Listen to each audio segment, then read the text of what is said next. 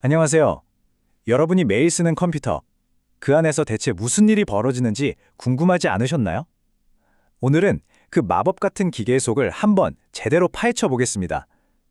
정말 작은 스위치 하나에서 시작해서요, 전 세계를 잇는 거대한 네트워크까지 그 여정을 함께 떠나보시죠.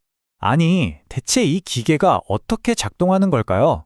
사실 컴퓨터의 주재료는 모래에서 나온 규소랑 금속이잖아요? 근데 어떻게 우리가 내리는 명령을, 우리의 생각을 현실로 만들어주는 걸까요? 그 근본 원리를 핵심 개념들을 통해 하나씩 풀어보겠습니다. 네, 그래서 오늘은 이런 순서로 진행될 겁니다. 먼저 이진법의 심장박동부터 시작해서요, 생각하는 기계의 내부, 시스템의 지휘자, 그리고 데이터와 대화하는 법, 마지막으로 세상과의 연결까지 이렇게 차근차근 층을 쌓아 올리듯 한번 따라와 보세요. 자, 그럼 첫 번째 주제입니다. 모든 것의 시작이죠. 이진법의 심장박동, 바로 0과 1의 언어입니다. 컴퓨터가 할 수 있는 가장 단순하고 기본적인 연산이 뭘까요? 바로 이 비트 뒤집기입니다. 여기 보시는 것처럼요, 그냥 1은 0으로, 0은 1로 싹 바꿔버리는 거죠. 이게 뭐 대단한가 싶으시겠지만 사실 모든 복잡한 계산은 바로 이 단순한 작업에서부터 출발합니다. 자, 여기서 우리는 컴퓨터가 결정을 내리는 아주 기본적인 규칙을 엿볼 수 있어요. 보세요. 두 입력값이 다르면 1, 그러니까 참이 나오고요. 같으면 0, 거짓이 나옵니다. 정말 단순하죠? 바로 이 간단한 논리가 컴퓨터 연산의 핵심입니다. 그리고 방금 우리가 봤던 그 규칙을 실제로 실행하는 부품이 바로 이겁니다. 엑소와 게이트, 우리말로는 베타적 논리 합이라고 하는데요. 바로 이런 작은 논리 게이트들이 수백만, 수천만 개가 모여서 컴퓨터의 두뇌를 형성하는 거죠.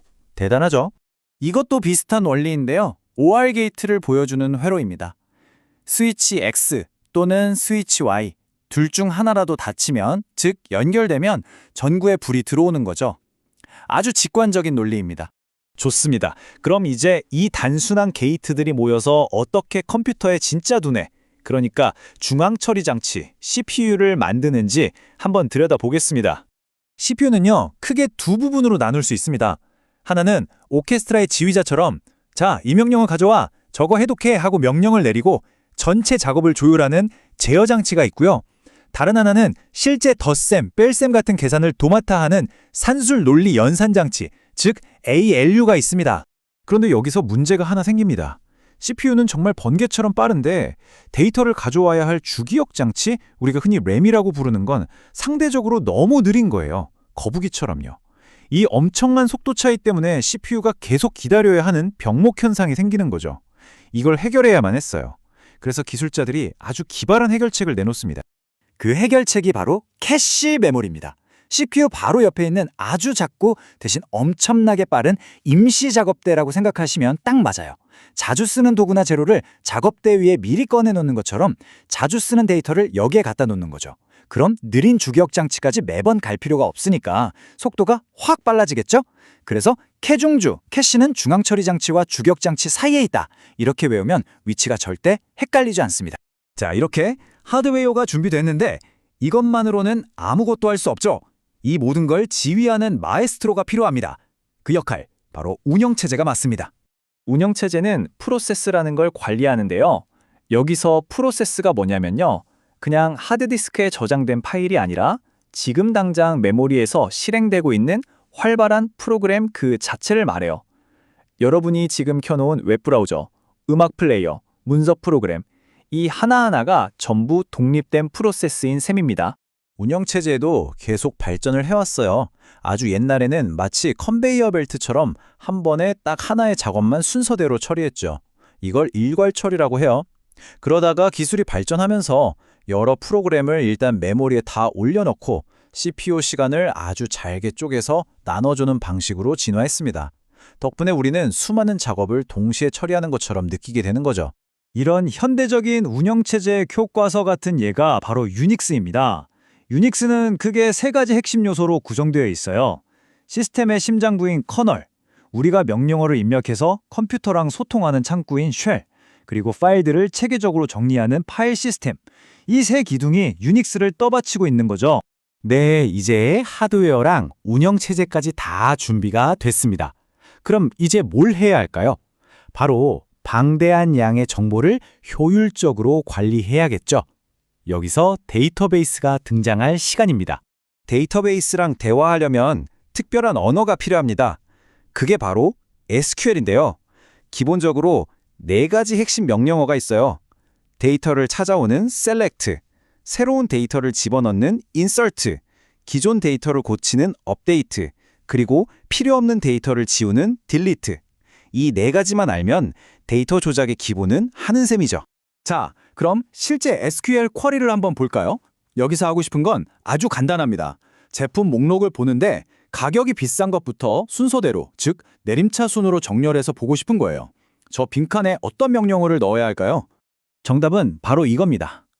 정렬을 시킬 때는 order by라는 구문을 쓰고요. 어떤 기준으로 정렬할지 뒤에 써주는 거죠. 여기선 단가 기준이네요.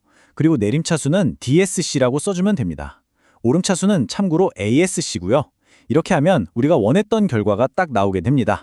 물론 데이터베이스를 만드는 과정도 그냥 막 하는 게 아닙니다. 아주 체계적인 단계를 따르죠. 먼저 뭘 만들지 큰 그림을 그리는 개념적 설계를 하고요. 그 다음엔 구체적인 청사진을 만드는 논리적 설계, 마지막으로 실제로 건물을 짓듯이 시스템을 구축하는 물리적 설계 순서로 진행됩니다. 아주 논리적이죠? 좋습니다. 이제 우리 컴퓨터를 외부 세상과 연결할 시간입니다. 마지막 퍼즐 조각, 바로 네트워크의 원리를 살펴보겠습니다. 인터넷에 연결된 모든 장치는요, 고유한 주소가 있어야 합니다. 우편물이 정확한 집으로 배달되려면 주소가 필요한 것과 똑같아요. 데이터를 정확히 주고받기 위한 이 고유 식별자가 바로 IP 주소입니다. 자, 이건 네트워크 엔지니어들이 실제로 푸는 문제 같은 건데요. 컴퓨터 10대를 망형, 그러니까 그물처럼 모든 컴퓨터가 서로서로 직접 연결되게 만들고 싶어요. 그럼 케이블이 총 몇 개나 필요할까요?